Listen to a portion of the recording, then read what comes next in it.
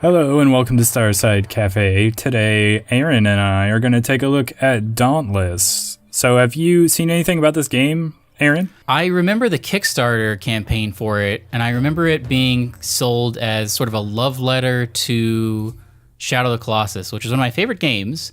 So I was very excited. I remember maybe you had like a grappling hook at one point. I think I'm thinking of the same game. But this looks very different from... I feel like what I saw was very linear, like single player, and this looks like an MMO to me. It is. It has a lot of MMO inspirations. I would say it's very similar to Monster Hunter World, if you remember that game. Maybe I'm thinking of a different Kickstarter. Well, this game... Do you have a grappling hook in this game? You don't, no. I'm thinking of something else, Zach. Well, this game is Dauntless, and I don't know anything about this. So it's basically, I don't know what it was originally pitched as. It's been in beta for a long time, and people have been playing it. It's out now, though, and it is a free-to-play, cooperative, online Monster Hunter game, basically. It's Monster Hunter in everything but name. We were talking about it a little bit before we started recording, but I really like the art style of it. I wasn't sure if I was going to like it or not, but I actually really do. And so basically, the shtick is very similar to Monster Hunter, where instead of it being a normal RPG where you have like classes and perks and stuff like that, and you're leveling up, instead you're going on hunts, and you will... This is very Monster Hunter. Yeah, so you will go on hunts, and you will, once you kill whatever the monster is, you will then use its parts to craft armor and weapons, and each monster has like a specific armor set that has their own perks to them. Like if it's an ice monster of some sort, then you'll get some sort of resistance to ice attacks from other monsters and some other perks in addition to that. And then you'll want to use a weapon that is sort of the opposite element to that. So if you're going up against an ice monster, you'll use like a fire sword or something like that. Makes sense. And so there are also like a bunch of different weapons that you can craft, and instead of it being class-based, it's based on your weapon, and so your play style changes dramatically based on what weapon you have. So like the sword is sort of fast, and you can dodge around a lot, and you have like light and heavy attacks. And then there are other weapons like chain blades that look quite a lot like they came right out of God of War. And then there's these repeaters that basically look like Reaper from Overwatch, where you want to be in close range as you're shooting them, but you can use them as sort of more of a ranged attack, so you don't have to necessarily get right up in there and take a lot of damage. And there are like big hammers and axes that are very similar to what you might have had in Monster Hunter World. And I think I'm forgetting one of them. Oh yeah, there's a war pike that is sort of like a spear, basically. Zach, I have a question. Okay. Is this an Apex Legends type scenario? It is not. That would be cool if it was sort of like the hero version of Monster Hunter. Well, it seems like you always have 3 people in your party. Is it possible to play solo? You can play solo, yeah, but you're gonna have a much better time if you just like do matchmaking. And the other cool part about this is it's cross-platform. So if you'll notice on the top left, there are names, and next to the names, there's the console. Like, I'm playing with people on PC and Xbox and PlayStation, and we're all just playing together, and it's all very nice. So did you play this with a controller, or did you... I played it on PC, and I used mouse and keyboard. I normally am more accustomed to using a controller, but maybe it's just because I've been playing a lot of Overwatch lately. I was like, you know what, I'm going to download this on my computer because it's going to look better. And then I don't know. The control scheme's very like simple and intuitive, so it was super easy to pick up and play with a controller.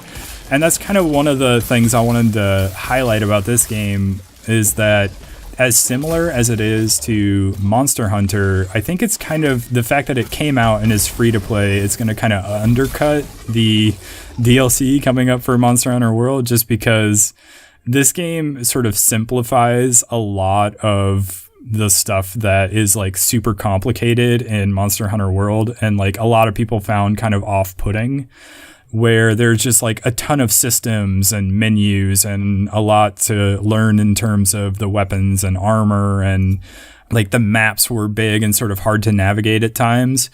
And you had to like know that you needed to cook a meal before you actually went out on a hunt so that you would get buffs and stuff like that and make yourself more survivable. And then there was just like a lot to the crafting of that game. This game still has enough to make it so that there's plenty of depth, but it sort of cuts out a lot of the cruft that made Monster Hunter World a little bit too much in some areas. Well, so what is the gameplay loop? Is it that you're in like a hub city and then you just instance out into these specific hunts, or is there some sort of like free roam mode where you're just going around the maps? So there is a hub world, and you start out in the hub world. There's very like limited amounts of story. Like you go talk to NPCs around the hub world, and they'll have like some text to pop up, and you'll click through it, and basically they'll give you a mission of some objectives to go complete, or like specifically go hunt a new monster that you've not hunted before.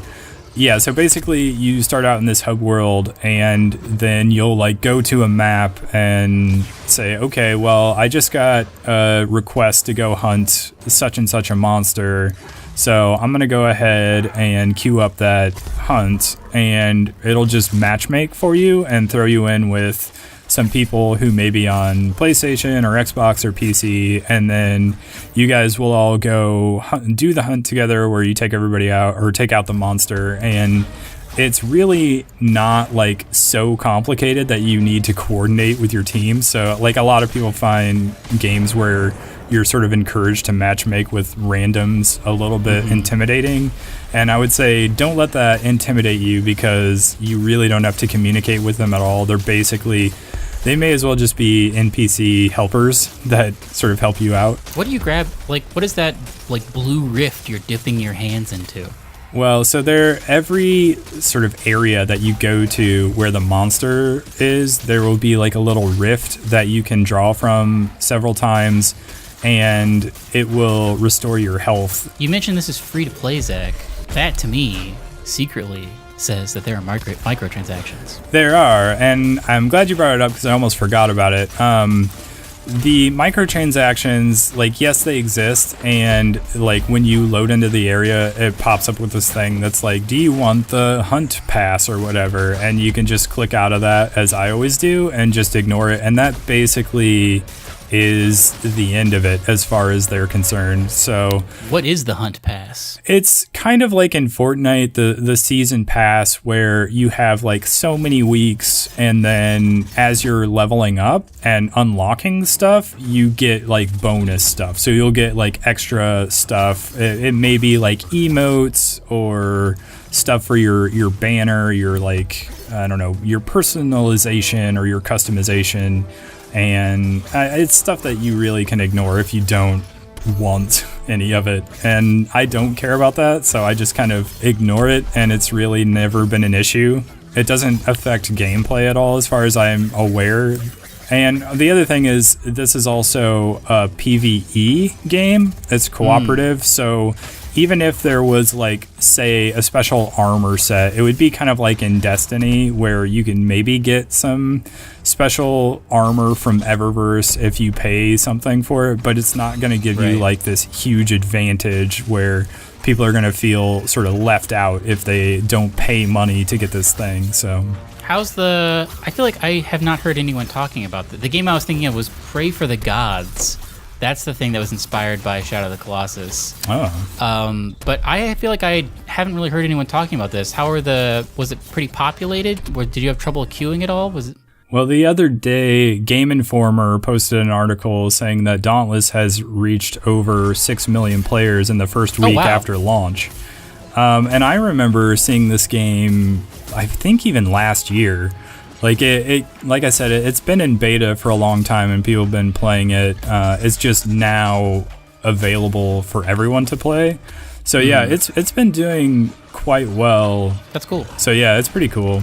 Is this something that you think you would be interested in playing? You know, I never really got into Monster Hunter for whatever reason. And so for that reason, this does not super interest me. I love the art style, and I love that it is basically like a job system, but the job is your weapon, so you can just like swap classes on the fly, basically. Yeah. That's very cool to me.